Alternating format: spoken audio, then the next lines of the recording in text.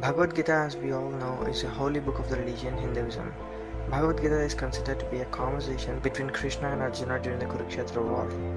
Due to the time constraints, I'm just addressing the verses in Bhagavad Gita which mention the soul in the living creatures.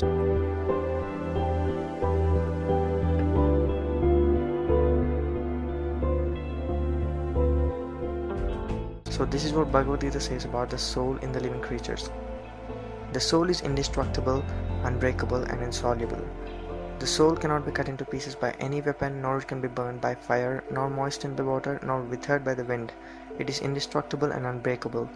And it doesn't stop there. It also states that the soul can neither be created nor destroyed. Or in other words, it states that a soul after death of a body leaves the corpse and takes in some other body, just like how we change our clothes.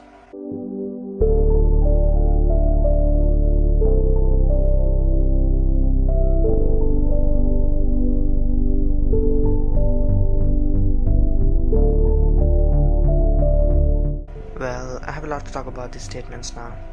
My first problem with this is that if the soul has no birth, that is, if it's not created at all, then how are the souls present? Let's take the assumption of the souls are always existing. As the Bhagavad Gita quoted, if the souls are not created at all, then how did life begin on earth? What were these souls doing before the formation of the earth 4 billion years ago? What were they doing, or where were they before the Big Bang? If they were always existing, then which planet did they occupy before coming onto the earth? Mars? Jupiter? Which hasn't even got landmass properly? Even after the formation of earth, why did these souls wait for another 2 billion years? Where were these souls stored? If we start being skeptical, the questions are endless. As per Gita, the souls have no birth and death. Then according to that logic, the population on our planet should more or less be constant. Let's take a look at the population census of not just humans but also other animals. Total human population of India in 1951 was 361,088,090 and increased to 1,342,512,706 in 2018. This means that 981,424,616 souls were created. You can argue that other animal species' souls have also been reincarnated as humans. Let's take a look at the population of other animals as well. Total livestock population in India was 292.2 million in 1951 and it increased to 512.1 million in 2012. We can see that 219.9 million souls were created in the time period. And poultry population in India was 73.5 million in 1951 and it increased to an astonishing number of 729.2 million in 2012. 655.7 million souls have been created in the case of poultry itself. How are these souls getting created? We have no answer for that. Let's go into the topic of souls and afterlife, and here's where the soul theory gets shattered completely. As neuroscientist and author, Sam Harris has stated in multiple occasions, death is a situation where all the organs of the body stop working, including the brain. Our consciousness comes to an end when we no longer function anymore. But what most of the religions say is that after the death, the soul arises out of the body and functions perfectly fine, like it starts to recognize the people around you and etc. Isn't that a bit absurd? You damage another and yet more is lost. And yet if you damage the whole thing at death, we can rise off the brain with all our faculties intact, recognizing grandma and speaking English. Now,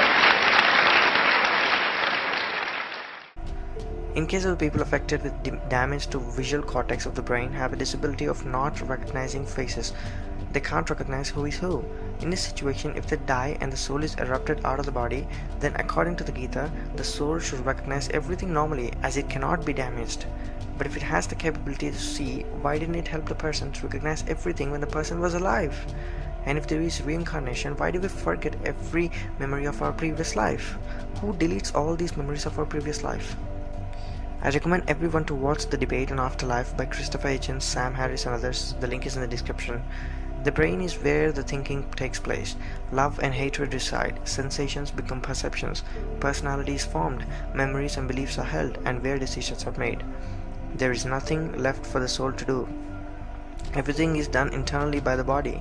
There is nothing left for the soul to even add anything.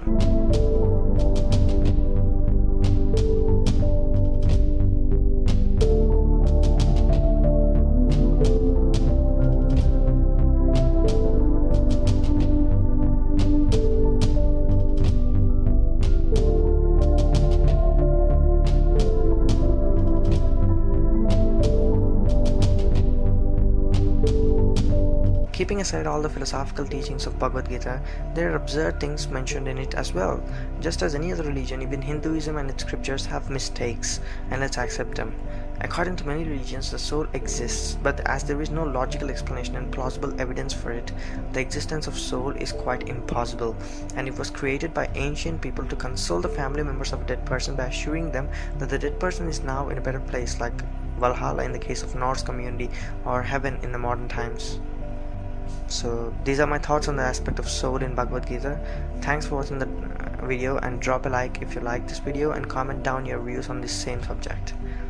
Thanks for watching.